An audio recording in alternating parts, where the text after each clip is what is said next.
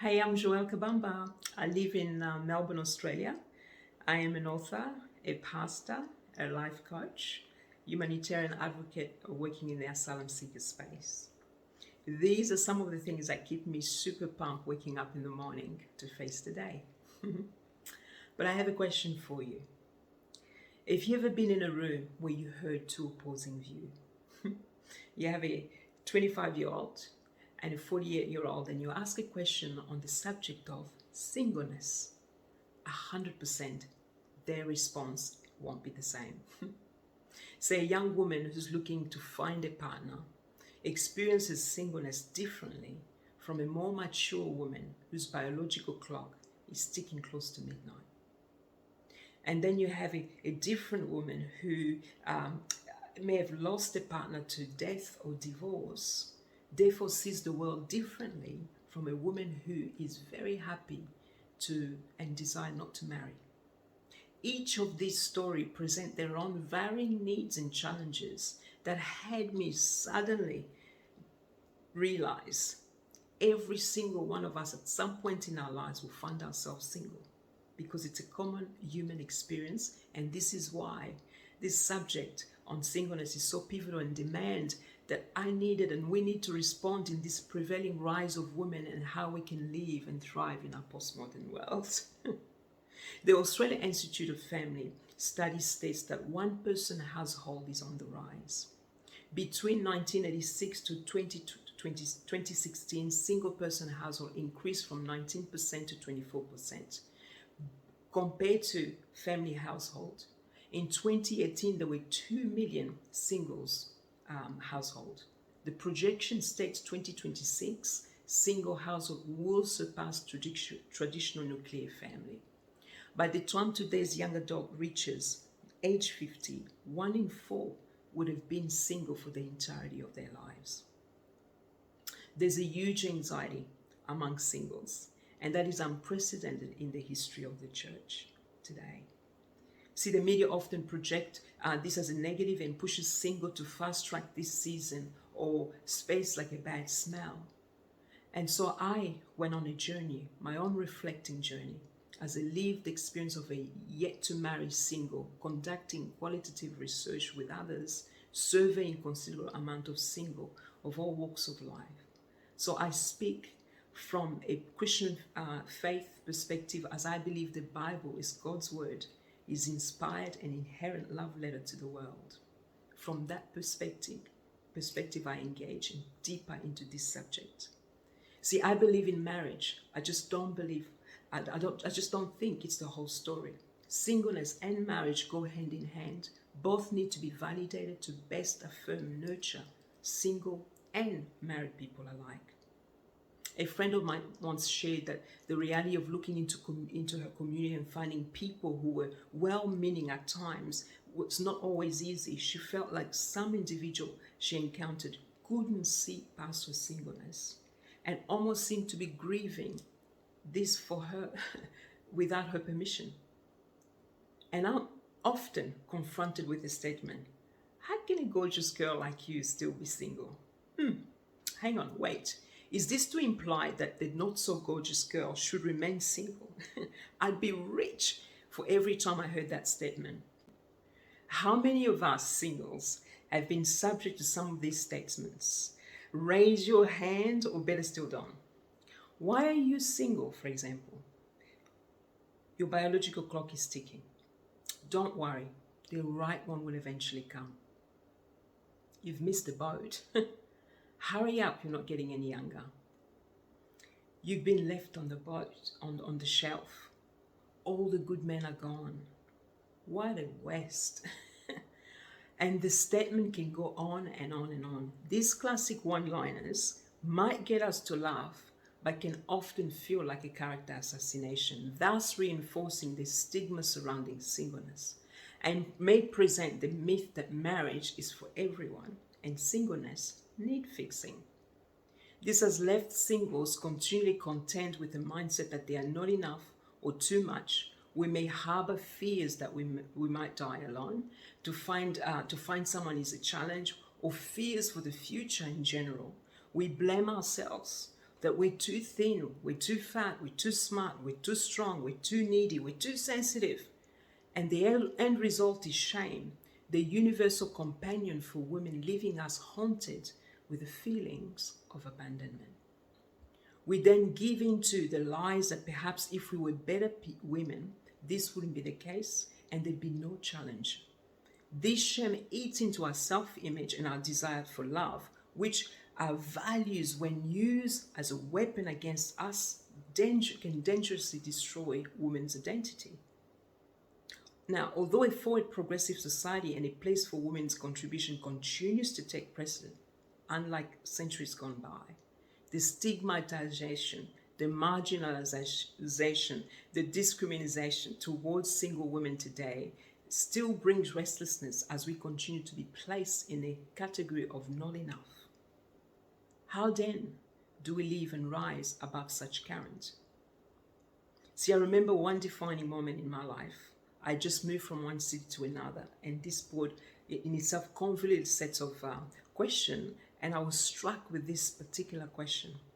What if I never give birth?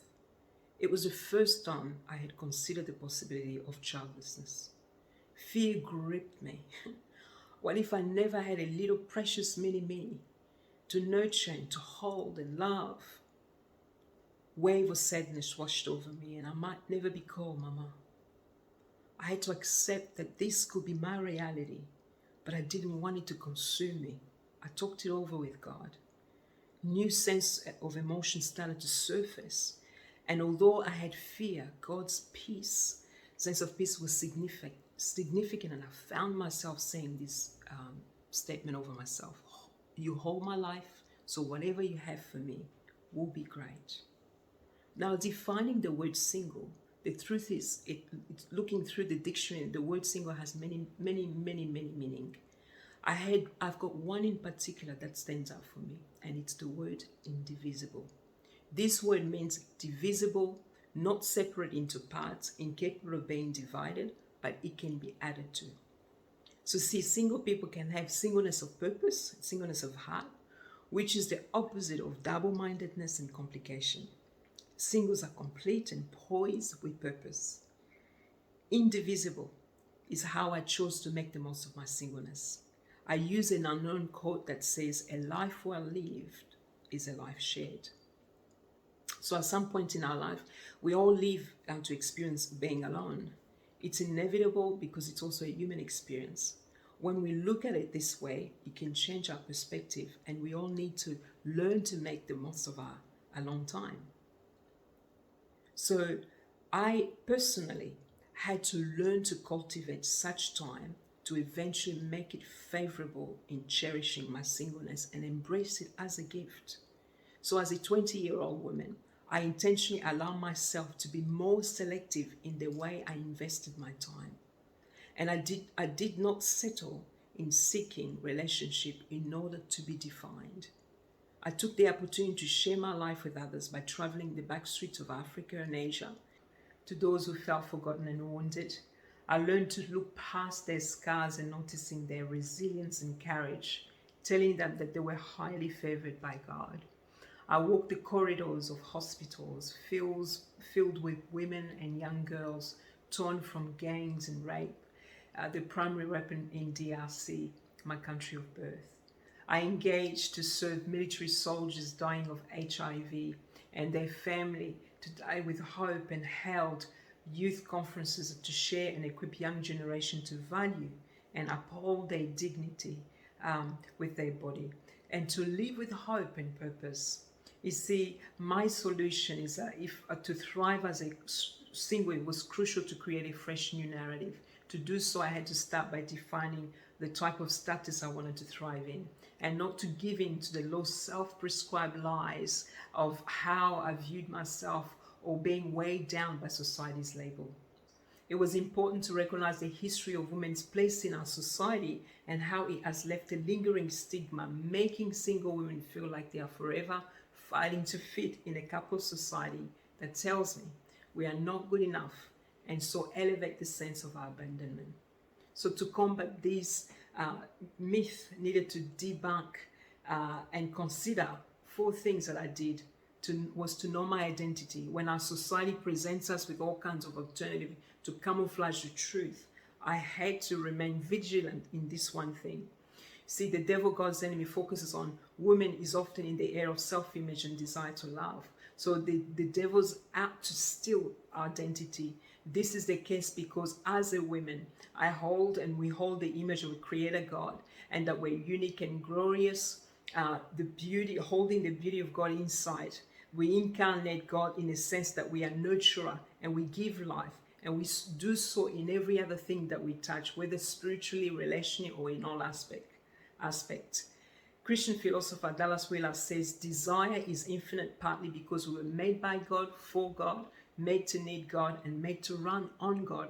We can satisfy only by the one who's infinite, eternal, and able to supply our needs. We are only at home in God when we fall away from God's desire for the infinite remains, but it's displaced upon things that certainly leads to distraction. So to protect my identity, our identity, it starts by seeing ourselves through the eyes of our designer. Once we understand this, we are then able to easily step into our purpose. The other thing I needed to do was to find connection. Flourishing as a single, I needed to be vulnerable with my feelings and challenges and be transparent with my needs in identifying people in my world who I felt safe to share my joys and challenges. Thirdly, I needed to build a community to be successful single. It was important to align my life in a community and engage with others. This can only happen when I identified community that I could call my own, belonged, and I created even a singles program where we were stepping out to do lunches on a recurring time around the city. And lastly, I needed to accept now, to be real with myself now, live in the present and acknowledge that what it offers without dismissing its lesson, learn what now season is meant to bring in so that my future self can be thankful for remaining pliable. And so I believe now is time to shift and rewrite singles' new narrative by wearing singleness well. Because when I wear it well, singleness has the opportunity to spur great things in one's life and causes us to thrive in life, to have a vision about my singleness and refuse to settle or align to the internal and external labels. I am Joëlle Kabamba, author of The Unexpected Gift, which only just was released recently, a book written for all types of single women, calling singles to thrive, live with purpose, and impact. This is my story.